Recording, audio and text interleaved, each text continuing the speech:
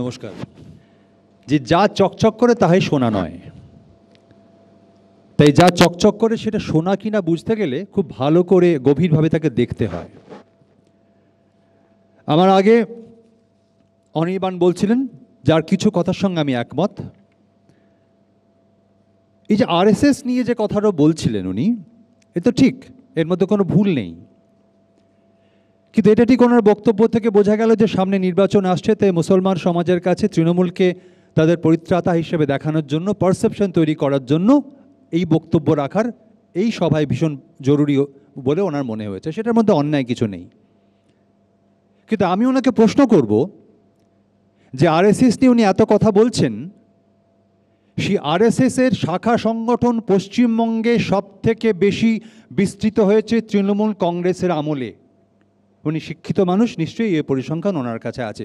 কদিন আগে আনন্দবাজার পত্রিকায় খুব সুন্দর লেখা বেরিয়েছে এর ওপরে।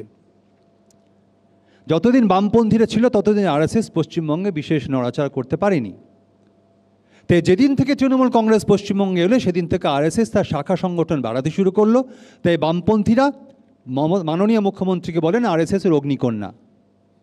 এবং দেখুন, ও আরেকটি কথা ঠিক বলেছে হিটলার সম্পর্কে। হিটলার অভ্যুত্থানের সময় একটা ঘটনার কথা জানি আমরা, রাইক্সটাগে আগুন লাগানো। হিটলার আগুন লাগিয়ে কমিউনিস্টদের ঘাড়ে দোষ চাপিয়েছিলেন। দেখুন, ঠিক কদিন আগে যাদবপুরে যে ঘটনা ঘটেছে, সেখানে যে একটি বাড়িতে অগ্নিসংযোগের কথা উঠেছিল, আজকে কাগজ পড়ে বুঝতে পারছি আমরা সেই রাইক্সটাগের স্মৃতি আমাদের মনে পড়িয়ে দিচ্ছে। সেখানেও আরেকজনের ঘাড়ে দোষ চাপানোর জন্য একটা প্লট তৈরি করা হচ্ছে। এবং আরেকটা কথা অনির্বাণকে বলবো আমি, এই ভারতবর্ষের বুকে যখন বাবরি মসজিদ ভাঙা হয়েছে, তারপরে যখন পশ্চিমবঙ্গের বামপন্থী কর্মী, প্রশাসন, সাধারণ মানুষ প্রত্যেকে রাস্তায় নেমে পশ্চিমবঙ্গের সংখ্যালঘু মানুষ, মুসলমান ভাই বন্ধুদের নিরাপত্তা দিচ্ছেন, তারা যাতে কোনো গণ্ডগোলে না পড়েন তার ব্যবস্থা করছেন, ঠিক তারপরেও ওই বাবরি মসজিদ ভেঙে যাওয়ার পরেও দিল্লির বিজেপি সরকারের সঙ্গে আজকের মাননীয় মুখ্যমন্ত্রী সরকার করেছেন, সেদিনও আরএসএস ছিল। তাই অনির্বাণের কনসার্নটা আমি একদম জেনুইন মনে করি, কিন্তু শুধু ওনাকে বলবো এই কথাটা এইখানে না বলে রাজ্যের মাননীয় মুখ্যমন্ত্রীকে বলতে, তাহলে বোধহয় কিছু লাভ হতে পারে। তা নাহলে বুঝতে হবে এটা শুধুমাত্র একটি নির্বাচনী প্রচার। আমি এরপর নজরুলদার কথায় আসি, যে রাজনীতি কারা করছেন, কি উদ্দেশ্যে করছেন। দেখুন, একটা সময় ছিল, আমরা কাদের নাম শুনেছি, বিধান রায়, সিদ্ধার্থ শঙ্কর রায়, জ্যোতি বসু, বুদ্ধদেব ভট্টাচার্য, আমি সব নামে যাচ্ছি না। এটা প্রত্যেকে ব্যক্তিগত শিক্ষাগত যোগ্যতায় তাদের যা ছিল, তাতে তারা জীবনটা আরাম করে সুখে একটা সুন্দর জীবন কাটানোর যোগ্যতা তাদের প্রত্যেকের ব্যক্তিগত শিক্ষাগত যোগ্যতায় ছিল। তারপরেও তারা রাজনীতি করতে এসেছেন, তার কারণ তারা তার বাইরে দেশকে কিছু, মানুষকে কিছু দিতে চেয়েছেন। সেটা নিয়ে ভুল ঠিক আপনাদের বিতর্ক হতে পারে, সেটা আলাদা বিষয়। আপনি আজকে তাকিয়ে দেখুন, আজকে যারা কোটি কোটি টাকার মালিক, এত এত কলেজ, স্কুল, এত ব্যবসার মালিক, এত টাকা পাচ্ছেন সাংসদ হিসেবে, মন্ত্রী হিসেবে, বিধায়ক হিসেবে, এত পরিষেবা পাচ্ছেন, আজকের বাজারে কোন শিক্ষাগত যোগ্যতা থাকলে একটা ছেলে মেয়ে এই টাকাটা রোজগার করতে পারে আপনারা বলুন? কজনের সেই শিক্ষাগত যোগ্যতা আছে আপনারা জানান?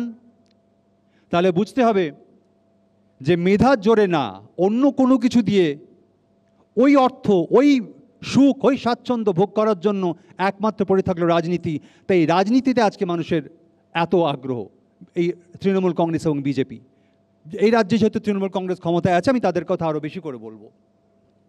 এবার দেখুন, যে চ্যাংদোলা আর ঠুসোর গল্পটা আসছে, ওই যে বললাম যা চকচক করে তা শোনা নয়। আচ্ছা, যিনি চ্যাংদোলার কথা বলছেন তিনি মাঝে মধ্যে একটা ডেড লাইন দেন, আমরা দেখি তারপরে কিচ্ছু হয় না, ও সময় পার হয়ে যায়, কিছুই বেরোয় না। আর যিনি ঠুসোর কথা বলছেন, তাকে কিছুদিন পর একটু দল থেকে কিছু একটা করা হয়, বলা হয়, তারপর তিনি চুপ করে যান, পুনর্মূষিক ভব। তাই এটা নিয়ে আমি খুব একটা গুরুত্ব দেওয়ার প্রয়োজন আছে বলে মনে করছি না। বরং আমার মনে হচ্ছে যে একজন সাধারণ নাগরিক হিসেবে যে এই দুটো দল, তাদের মধ্যে সত্যি কি ঘুষোঘুষি আছে? এটা কোনো দলের প্রশ্ন না। আপনি ডান হতে পারেন, বাম হতে পারেন, আমার মতো বামপন্থার সমর্থক হতে পারেন, নাও হতে পারেন, কিন্তু একজন সাধারণ মানুষ হিসেবে প্রশ্নগুলো আমাদের মনে আসে। কোথায় কোথায় তার মিল আমি ভাবার চেষ্টা করি। তো ইলেকটোরাল বন্ড, এই রবিশ কুমার একটা পোস্ট দিয়েছেন, দেখলাম যে সিপিআইএম একমাত্র দল যারা এটার বিরুদ্ধে প্রথম থেকে কোর্টে গিয়েছিল, মামলা করেছিল, তৃণমূল বিজেপিরা কেউ করেনি। বন্ডটা কি? ব্যবসায়ীরা গোপনে টাকা দেবে নেতাদের দলে। কেন গোপনে? দিতেই চলে প্রকাশ্যে দাও। গোপনে তখন দিতে হয় যখন কোনো গোপন বোঝাপড়া থাকে। সেই টাকা বিজেপি গ্রহণ করেছে, সেই টাকা তৃণমূল কংগ্রেস গ্রহণ করেছে, তারপরে এদিন মুখে আজ যাই হোক স্বচ্ছতার কথা মানায় না। 2, আমি টেলিভিশনে এই চ্যানেলে বহুবার শুনেছি সুমন, অনির্বাণ আরও অনেকের মুখে সাক্ষী মালিকের কথা, যে বিজেপি তাকে কী ন্যায় বিচার দিয়েছে। আমি ওদের সঙ্গে এই বক্তব্যে সহমত, 100% সহমত। তারপর আরেকটা কথা আমি ওনাদের মনে করিয়ে দেব, পশ্চিমবঙ্গে মহিলাদের সাথে ঘটনা ঘটলে, ছোটোখাটো ঘটনা, সাজানো ঘটনা, এগুলো শুনেছি, এগুলো পুরনো কথা। যেটা লেটেস্ট দেখলাম, যিনি ধর্ষণ অভিযুক্ত, তার হয়ে তার রাজনৈতিক দল প্রকাশ্যে রাস্তায় মিছিল করছে, তারপরেও সাক্ষী মালিকের কথা তৃণমূল কংগ্রেসের কোনো কর্মী বা নেতার মুখে মানায় কি না সেটা ওনাদেরকে বিচার করতে বলবো আমি। এই দেখুন, প্রত্যেকদিন কাগজে দেখি আমরা সংবাদপত্রের স্বাধীনতা নিয়ে ভারতবর্ষের স্থানটা কোথায়। আলাদা করে আমি বিস্তারিত আলোচনায় যাচ্ছি না। দিল্লি এবং রাজ্যে আমরা প্রতিনিয়ত দেখে থাকি যে এইখানে ভারতবর্ষে এবং এই রাজ্যে সংবাদপত্র ঠিক কতটা স্বাধীনতা উপভোগ করে, কত হার্ডেল পার করে তাদের সাংবাদিকতা করতে হয়, সাংবাদিক বন্ধুরা সেটা জানেন। দেখুন, উত্তরপ্রদেশে যখন কৃষকরা আন্দোলন করেন, তখন মন্ত্রীর কৃষকদেরকে ফেস করার মতো ক্ষমতা থাকে না, উত্তর থাকে না, তাই কৃষকদেরকে গাড়ি চাপা পড়তে হয়। আর পশ্চিমবঙ্গে শিক্ষামন্ত্রীর গাড়ির তলায় পড়তে হয় ছাত্রদের, কারণ একটাই, তারও ছাত্রদের ফেস করার মতো কিছু নেই, উত্তর নেই কোনো। আমি তো এটা হলে দেখলে খুশি হতাম যে রাজ্যের শিক্ষামন্ত্রী একটা বিশ্ববিদ্যালয়ে গিয়ে ওইখানে দাঁড়িয়ে যদি ছাত্রদের বলতেন যে তোমাদের কি বক্তব্য আছে বলো, আমি শুনবো, তোমাদের সাথে কথা বলবো প্রকাশ্যে, তাহলে বুঝতাম যে হ্যাঁ, তারপর দিক থেকে কিছু বলার আছে। তা না করে যখন তা কইভাবে বেরিয়ে যেতে হয়, তখন বুঝতে হয় যে বিজেপির মতনই তারও আসলে বলার কিছু নেই, তাই জোরে গাড়ি চালিয়ে দিতে হয়। দেখুন, কামদুনির অভিযোগ, যাদের বিরুদ্ধে অভিযোগ, তারা এখন কোর্টের এতে বাইরে আছে। কি করে হলো? তো প্রশাসন কি তদন্ত করলো যে তারা মুক্তি পেয়ে যাচ্ছে? ঠিক একইভাবে আরজি করের ক্ষেত্রে দেখুন, তার বাবা মা প্রশ্ন তুলছে, নাগরিক সমাজ প্রশ্ন তুলছে, 1, 2, 3, 4 করে অজস্র প্রশ্ন, যার কোনো উত্তর নেই। এই টেলিভিশন চ্যানেলে আগের দিন সুমনদেব যা প্রশ্নগুলো করেছেন আমি রিপিট করছি না, একটা উত্তর নেই। তো দুটো দলের মধ্যে বহু বিষয়ে এত মিল আছে, তাহলে ঘুষোঘুষি করবে কি করে এরা? একজন দেশের প্রধানমন্ত্রীকে রামচন্দ্রের অবতার বানাবার চেষ্টা করেন, আর একজন রাজ্যের মুখ্যমন্ত্রীকে, মাননীয় মুখ্যমন্ত্রীকে মা শারদার অবতার বলার চেষ্টা করেন। কেউ প্রতিবাদ করেন না। একটি ব্যক্তিতান্ত্রিক দল, একটি স্বৈরতান্ত্রিক মানসিকতা না হলে এটা কখনো হতে পারে না। দেখুন, একটা দল দিল্লিতে যারা আছে, তারা বহু রাজ্যে নির্বাচিত সরকার ফেলে দিতে সিদ্ধহস্ত, আর একটি দল যারা পশ্চিমবঙ্গে আছে, তারা নির্বাচিত জেলা পরিষদ, পঞ্চায়েত, পুরসভা ফেলে দিতে সিদ্ধহস্ত। একের পর এক তারা নির্বাচিত এই সমস্ত প্রতিষ্ঠানগুলো ফেলে দিয়েছে তারা। এবং দেখুন, দুজনের মধ্যেই দল বদলে কোনো অসুবিধে নেই, কবে কে কাকে কি বলেছে, কার কি নীতি, কার কি আদর্শ, কোনো মাথা ব্যথা নেই, হলেই হলো। এই যে আজকে অনির্বাণ বলছিলেন যে অর্জুনদা সম্পর্কে, অর্জুনবাবু সম্পর্কে উনি কখনো বিজেপি, কখন তৃণমূল, আবার বিজেপি, আমার তো মৌলিক প্রশ্নটা ওখানে, এই দলে যারা ওনাদের নিয়ে থাকেন আপনারা তাদেরকে প্রশ্ন করবেন না? উনি বিজেপিতে যাওয়ার পর যদি তৃণমূলে ফিরে আসেন, তাহলে তৃণমূলে যারা ওনাকে দলে সাদরে আমন্ত্রণ জানিয়েছিল আপনি তাদেরকে প্রশ্ন করবেন না? তারাও তো সবাই 18 বছরের ওপরে, তারা কি দেখে তাদের আহ্বান জানালো?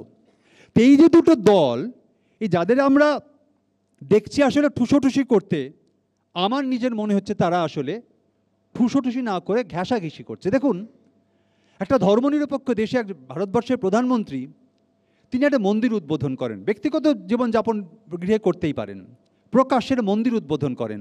আর একজন রাজ্যের মুখ্যমন্ত্রী, মাননীয় মুখ্যমন্ত্রী, তিনি সরকারিটাকে মন্দির বানান, এবং এখনও মসজিদের দাবি উঠলে হতে সেটাও বানাতে হবে। আমার খুব ভাবতে খারাপ লাগছে, একসময় আমরা বিতর্ক সভাগুলো আলোচনা করতাম কি আমাদের ভবিষ্যৎ, শিল্প না কৃষি? আলোচনা করতাম আমরা ক্ষুদ্র শিল্প না বৃহৎ শিল্পে যাব? আলোচনা করতাম জমি অধিগ্রহণ সরকার করবে না ব্যক্তি স্বাধীনতা থাকবে সেখানে? আমরা আলোচনা করতাম SEZ হবে না হবে না? আজকে পশ্চিমবঙ্গের বুকে আমাদের একমাত্র আলোচ্য বিষয় হিন্দু আর মুসলমান। এবং দেখুন, অনির্বাণ যে ব্রাহ্মণ্যবাদের কথা বলছিল, আমি ওর সঙ্গে সঠিক সহমত পোষণ করি। তার সঙ্গে আমি ওনাকেই মনে করিয়ে দেব, রাজ্যের মাননীয় মুখ্যমন্ত্রী বিধানসভার মধ্যে নিজেকে শুধু হিন্দু না, নিজের ব্রাহ্মণ্যত্বর পরিচয় দেন। এই পরিচয় দেওয়ার মধ্যে আসলে আমি শ্রেষ্ঠ হিন্দুদের মধ্যে এই যে বর্ণবিদ্বেষ, এই যে বর্ণাশ্রম যে প্রথা, রাজ্যের মাননীয় মুখ্যমন্ত্রী যদি বিধানসভায় দাঁড়িয়ে এই প্র্যাকটিসটা করেন, তাহলে অনির্বাণরা এখানে যাই বলুক না কেন, সে বক্তব্যের কোনো গুরুত্ব আছে বলে আমি অন্তত মনে করি না। দেখুন, কদিন আগে মন কি বাত অনুষ্ঠানে দেশের প্রধানমন্ত্রী মিড ডে মিল যারা খায় সে ছেলে মেয়েদের বলেছেন, উদ্দেশ্য করে বলেছেন তাদেরকে যেন একটু বেকড খাবার খাওয়ানো হয়, একটু বয়েলড ভেজিটেবল খাবার দেওয়া হয়, তেল বেশি না খাইয়ে। আচ্ছা, বাজেট তো 6 টাকা সামথিং আর 9 টাকা সামথিং। ওই টাকায় সে তেলে ভাজা খাবার খাবে না বেকড খাবার খাবে? আমি জানি রাজ্যের প্রধানমন্ত্রী বিষয়টা নিয়ে অবগত আছেন কি না। যদি না থাকেন তাহলে বুঝবে এটা তার অক্ষমতা। ঠিক একইভাবে আমাদের রাজ্যে যখন নেতাদের লক্ষ লক্ষ কোটি কোটি টাকার সম্পত্তি বাড়ছে, তখন আমাদের মুখ্যমন্ত্রী বলছেন, শিক্ষিত ছেলে মেয়েদের বলছেন, তোমরা তেলে ভাজা চপের দোকান করো না। চপ বা তেলে ভাজার দোকান ছোট খারাপ জিনিস নয়, আমি বলছি সে তার ইচ্ছায় করবে, তার ইচ্ছা হলে সে করবে। কিন্তু কোনো রাজ্যের মুখ্যমন্ত্রী বলতে পারেন না যে তুমি শিক্ষিত হয়েছো, তুমি পড়াশোনা করেছো, তারপরে তুমি চপের দোকান করো, তেলে ভাজার দোকান করো, এটা বলতে পারেন না। আমি বলবো, যে রাজ্যে এই যে বলেন না ভোটের কথা, মানুষের জনমত, একটা কথা বলে শেষ করব আমি, জনমত কিসের ভিত্তিতে নির্ধারিত হবে? যেদিন আমি এবং আপনি এক অবস্থানে থাকবো, অর্থনৈতিকভাবে সামাজিকভাবে এক সুবিধে ভোগ করব, সেদিন আমার এবং আপনার সঠিক মতামতটা প্রতিফলিত হবে। আমি যদি সারা জীবন লক্ষ্মীর ভাণ্ডার বা আর কোনো ভাণ্ডারের দিকে তাকিয়ে বসে থাকি, যে টাকাটুকু না পেলে আমার জীবন চলবে না, আর আপনি যদি আপনার জীবন অর্থনৈতিকভাবে আপনি সমৃদ্ধ হন, তাহলে আপনার এবং আমার মত যেটা প্রতিফলিত হবে সেটা ট্রু ওপিনিয়ন হবে না। তাই ভোটের মতামত যদি ভোটে পেতে হয়, তাহলে ভারতবর্ষের জনগণকে আগে এমন জায়গায় আনতে হবে যাতে সে কোনো ভাতা, কোনো সাহায্যের ওপর নির্ভর না করে মতামত দিতে পারে, তবেই সেটা জনগণের মতামত হবে। নির্বাচনের আগে 500 টাকা থেকে 1000 টাকা করে দিলাম, আবার ভোট আসছে ওটা 1500 করে দিলাম, কাউকে আরও 500 টাকা হাতে দিয়ে দিলাম, কাউকে ট্যাবের টাকা দিয়ে দিলাম, তা দিয়ে জনমত আদায় করা যেতে পারে, কিন্তু সেটা জনগণের রিয়েল মতামত বলে আমি মনে করি না। তাই সবশেষে বলবো আমি, যে যা চকচক করে তা সোনা নয়। এই যে ঘুষোঘুষি আমরা দেখছি, আসলে এটা ঘেঁষাঘেঁষি। তার কারণ ওই যে বাবরি মসজিদ ভাঙার পরেও যে দল, যে নেত্রী বিজেপির সঙ্গে সংসার করতে পারে, যদি আবার কখনো বিপাকে পড়ে সেই সম্ভাবনা আছে। এবং দেখুন, যখন সিঙ্গুর আন্দোলন হয়েছিল, আমি সেখানে উল্টো দিকে ছিলাম। তৃণমূল কংগ্রেসের সঙ্গে 21টা দল ছিল, আজকে একটাও দল নেই। তাই রাজ্যেরই মাননীয় মুখ্যমন্ত্রী যখন যাকে প্রয়োজন পড়বে তখন তাকে ব্যবহার করবেন। ইউপিএ 2 এর সময় কংগ্রেসকে প্রয়োজন ছিল, কংগ্রেসকে ব্যবহার করেছেন। কখনো বিজেপিকে প্রয়োজন ছিল, বিজেপিকে ব্যবহার করেছেন। আবার আগামী দিনে যদি অবস্থা একটু নড়বড়ে হয়ে যায়, বিজেপি কেন, যে কোনো দলকে উনি প্রয়োজনে নিতে পারেন। তাই ওপর থেকে যা আপনাদের চকচক সোনা বলে মনে হচ্ছে, ভেতরে দেখবেন সেটা কোনো ঘুষোঘুষি নয়, সেটা আসলে ঘেঁষাঘেঁষি। আর আমি ব্যক্তিগতভাবে কোনোভাবেই রাষ্ট্রপতি শাসন চাই না। আর একটা কথা বলবো, আমি 2 মিনিট হয়তো বেশি নিচ্ছি আমি, যে আমরা দেখেছি যে কেন্দ্রীয় সেন্ট্রাল ফোর্স কি করে এখানে, তাদের ভূমিকা কি। একটার পর একটা নির্বাচনের সংবাদ মাধ্যম দেখিয়েছে যে সেন্ট্রাল ফোর্স এখানে এসে আর একটা ফার্স তৈরি করে, তাদের কোনো ভূমিকা থাকে না। যদি নির্বাচন করতে হয় তাহলে এমন কোনো পদ্ধতি আবিষ্কার হোক যে পদ্ধতিতে কোনো সংশয় না থাকে, সেটা নির্বাচন গণনা কেন্দ্র, ভোট গণনা কেন্দ্র, এবং ভোট দেওয়ার সময় 100% স্বচ্ছতা নিয়ে যদি ভোট হয়, এবং মানুষ যদি কোনো ভাতার দিকে তাকিয়ে ভোট না দেয়, তবেই সে ভোটটা জনগণের ভোট হবে, নাহলে সেটা জনগণের ভোট হবে না। ধন্যবাদ।